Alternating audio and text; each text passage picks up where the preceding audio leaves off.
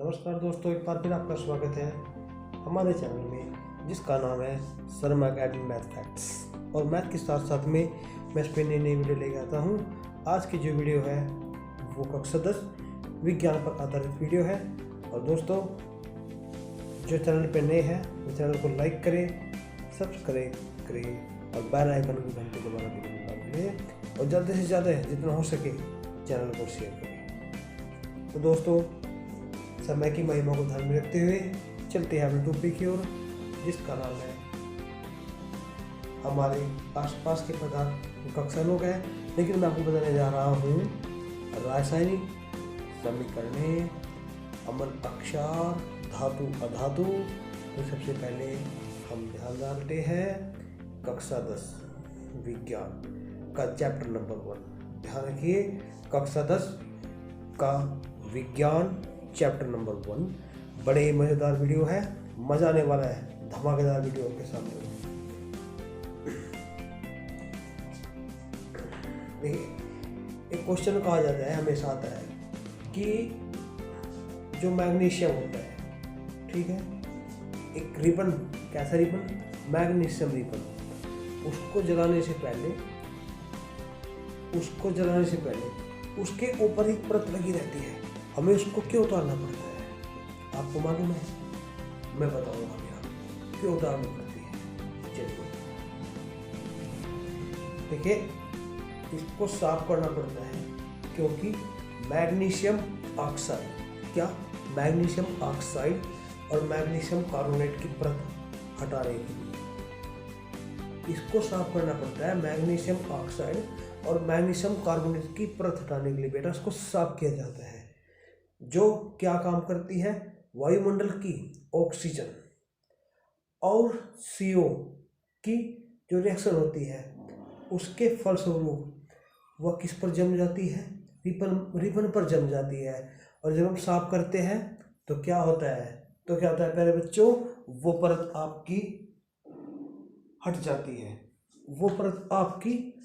जाती है, ऐसा करने से। और क्या, उसके फलस्वरूप जो रिबन, जो छड़ होती है, वो आसानी से जल जाती है वायु के अंदर। अगर ऐसा ना करे, अगर परत छिड़ी रह गई तो वो जलने में सहायक नहीं होगी।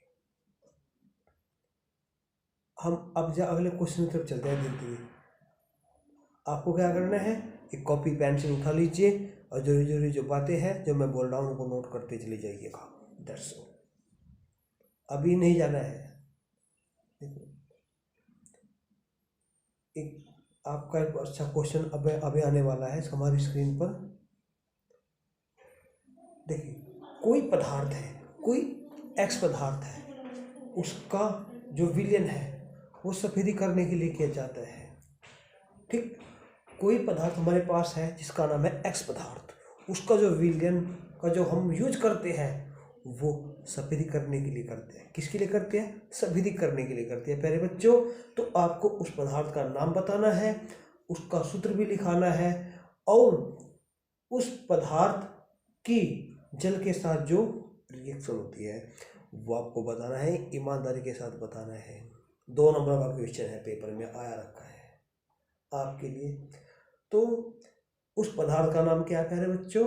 बुझा हुआ चूना। कहने लगे बाबू चूना लगा देंगे, कौन सा बाबू? बुझा चूना लगा देंगे जी, सफ़ेद हो जाएगी।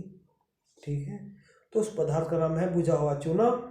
और इसका रासायनिक सूत्र क्या है? CaO, calcium oxide. Calcium oxide को जब हम जल के साथ मिलाते हैं तो क्या बन जाता है? Calcium hydro oxide. क्या बन जाता है? Calcium hydro oxide. देखिए, आप कोई भी तत्व ले लीजिए, उसके साथ जल को मिलाइए, क्या उसके साथ आप जल मिलाएंगे तो क्या रहेगा? हाइड्रो ऑक्साइड बन जाएगा। अगले नंबर पर बढ़ते हैं। ठीक, एक प्रकनली आपके सामने, एक प्रकनली आपके पास में है, उसमें आपने कुछ गैस इकट्ठी कर रखी है। प्यारे बच्चों, क्या इकट्ठी कर रखी है? आपने प्रकनली के अंदर कुछ गैस इकट्ठी कर की हुई है और दूसरी में उससे दोगुनी गैस है। भाई, पहले में मान लिया 1 भाग गैस है तो दूसरी में 2 भाग गैस है। तो मैं पूछूंगा आप उस गैस का नाम बता दीजिए, तो आप क्या कहोगे कि उसे मिलाने से वो जल बन गया। ठीक, दो भाग तो आपके हाइड्रोजन के हो गए, एक भाग ऑक्सीजन का हो गया, H2 मिलकर क्या बना प्यारे बच्चों, मिलकर आपका जल बन गया। ईमानदारी से बोल रहा हूँ, जो पढ़ाऊंगा तो पढ़ाऊंगा, परीक्षा में आने वाला पढ़ाऊंगा, बाकी बकवास मेरे बस की करनी बिल्कुल नहीं है। लेकिन जो चैनल पे नए हैं वो चैनल को लाइक करें, फिर कह रहा हूँ सब्सक्राइब करें, और ज़्यादा से ज़्यादा वीडियो को शेयर करें, और हमारे साथ बने रहेंगे। देखो, जब ऑक्सीजन का जो परमाणु हो वो किससे बनता है, 2:1 के मिलने से बनता है। किससे बनता है, 2:1 के मिलने से बनता है। और जब जल का विद्युत अपघटन होता है तो क्या होता है, जब जल का विद्युत अपघटन होता है तो क्या होता है प्यारे बच्चों, हाइड्रोजन और ऑक्सीजन गैस प्राप्त होती है। इसलिए कैथोड पर, किस पर, कैथोड, कैथोड, कैथोड पर इकट्ठी गैस हाइड्रोजन, और एनोड, एनोड माइनस पर इकट्ठी जो गैस होती है उसे ऑक्सीजन कहते हैं। क्या, अब हम अगली तरफ चलते हैं।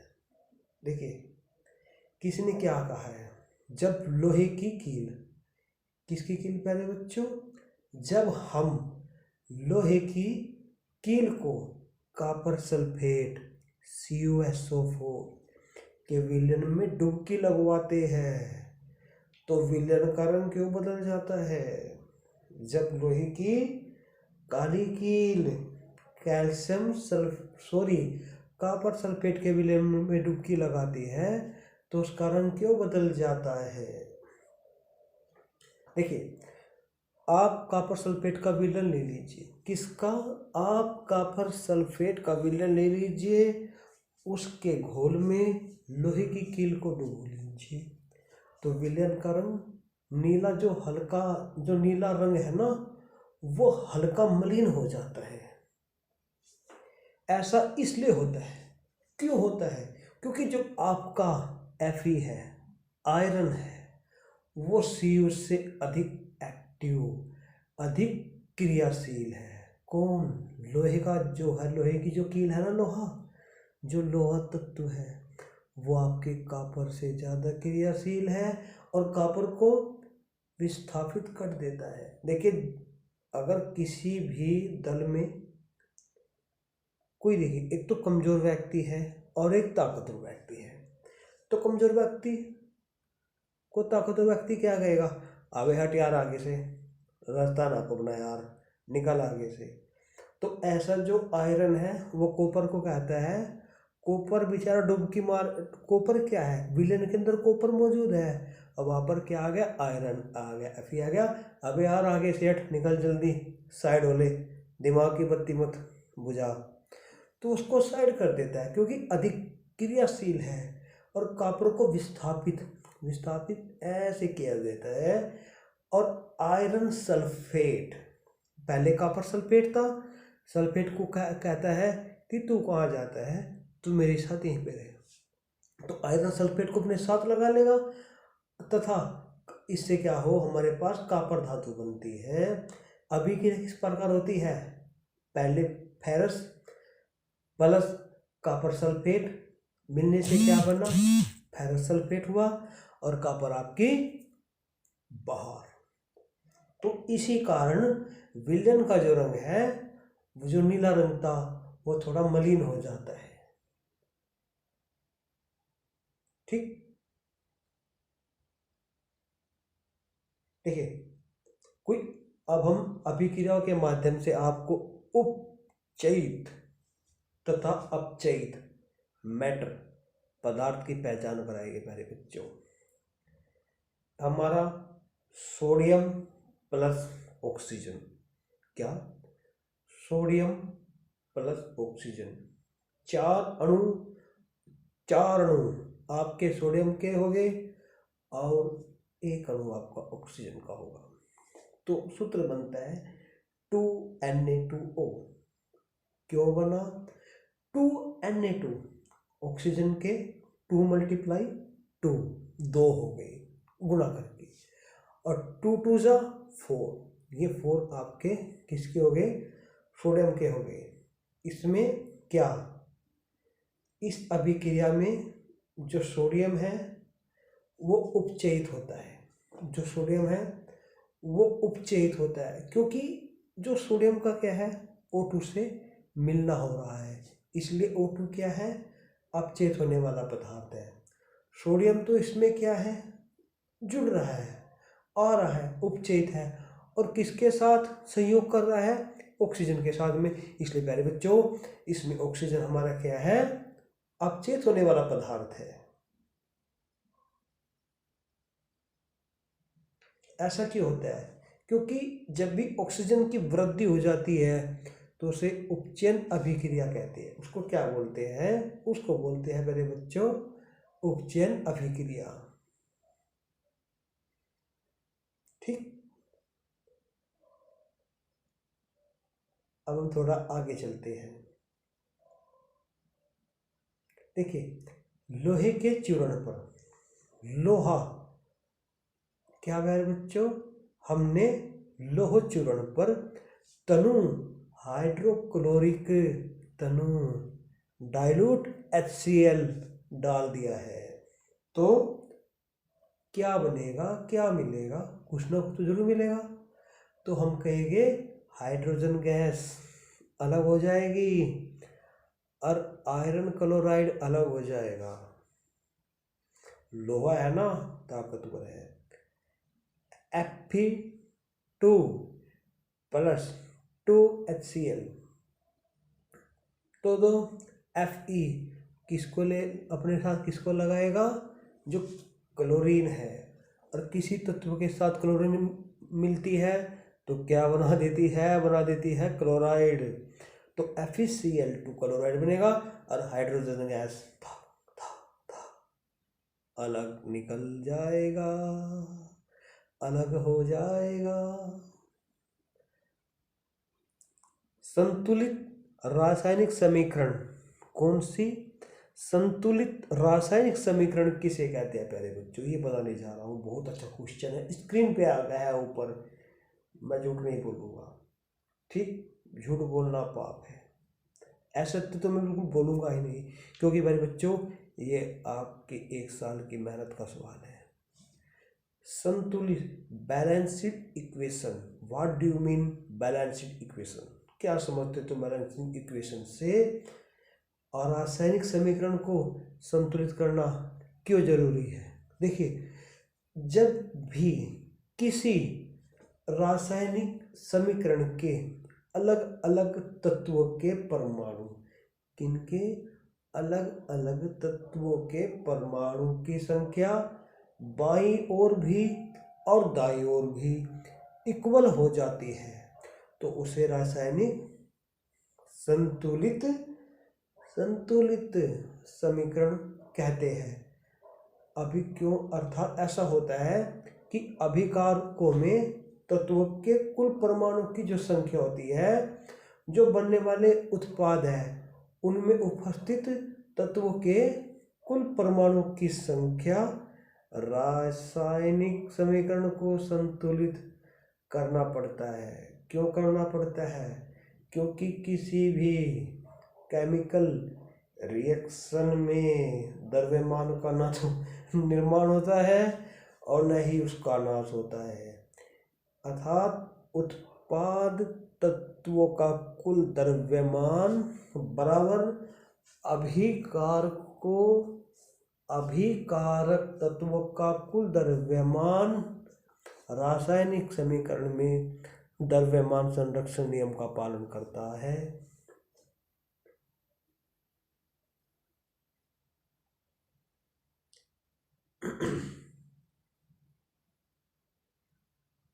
हमारे साथ आपको नित्य बने रहना है, ठीक? जो चैप्टर पढ़ाऊंगा दिल से, अपनी आत्मा से, लगन से पढ़ाऊंगा, आपके भविष्य को ध्यान में रखते हुए बस आपको जुड़ना पड़ेगा इस एकेडमी पे, जिसका नाम है शर्मा एकेडमी मैथ फैक्ट्स। दोस्तों, ये उंगली अहंकार का प्रतीक नहीं है, ये उंगली आपको चैलेंज का प्रतीक है। चैलेंज किस चीज़ के लिए? चैलेंज आपके भविष्य के लिए है कि चैलेंज करता हूँ, यदि आपने वीडियो देख ली तो कोई माइका लाल आपको डिगा नहीं सकता। 50 में से 40 मार्क्स लाने के लिए बस आपको बने रहना है। और साथ साथ में इस चैनल पे मैं मैथ की वीडियो भी डालता हूँ। किसकी? मैथ की वीडियो आपके लिए डालता हूँ।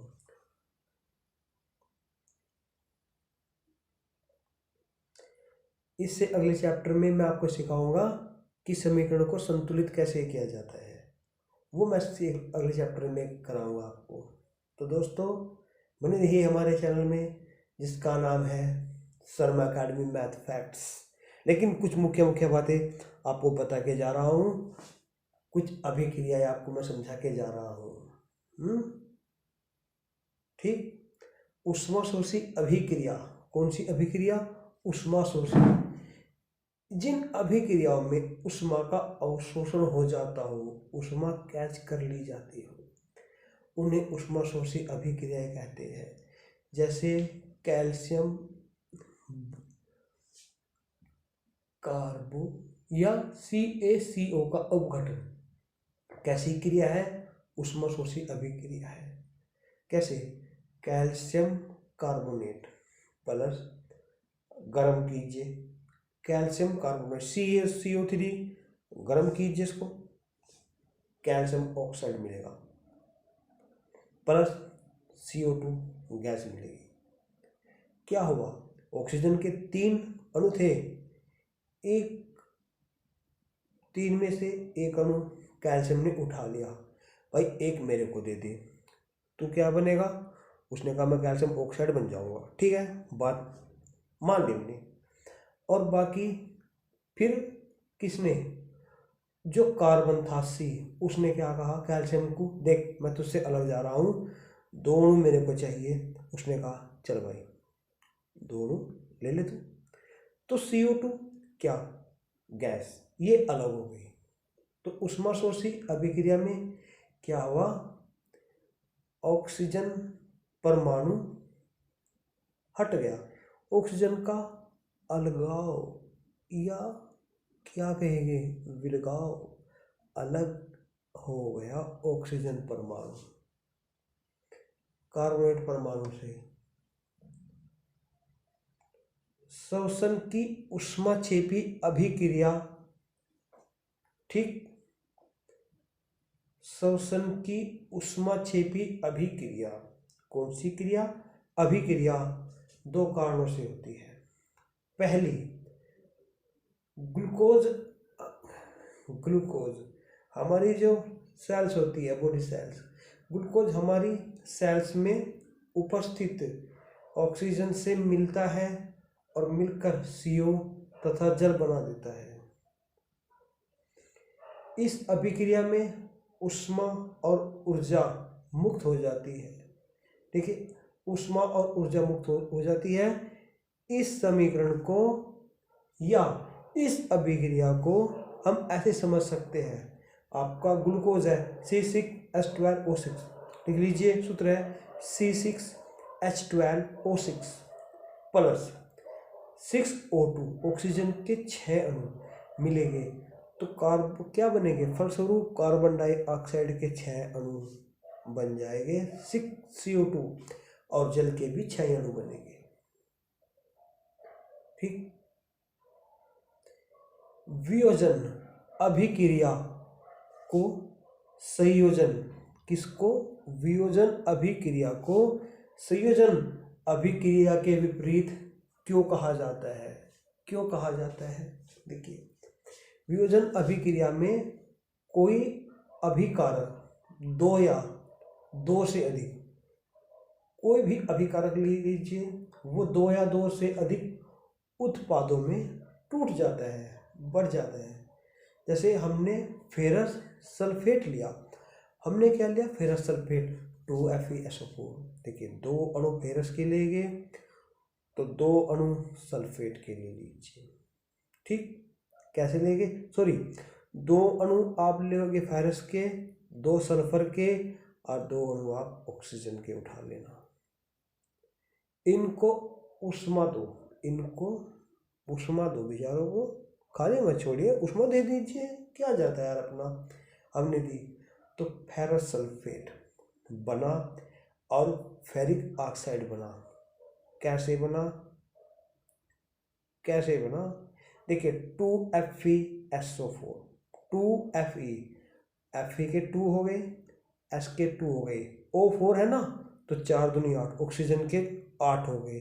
और जब हमने इनको उष्मा प्रदान की, इनको उष्मा दान में दे दी, जब गर्म किया गया तो क्या मिला, Fe2O3 फेरस, Fe2O3 क्या, Fe2O3 फेरस सल्फेट बना, प्लस SO2 गैस निकली, प्लस सल्फर डाइऑक्साइड निकली और सल्फर कौन सी, SO3 गैस निकली।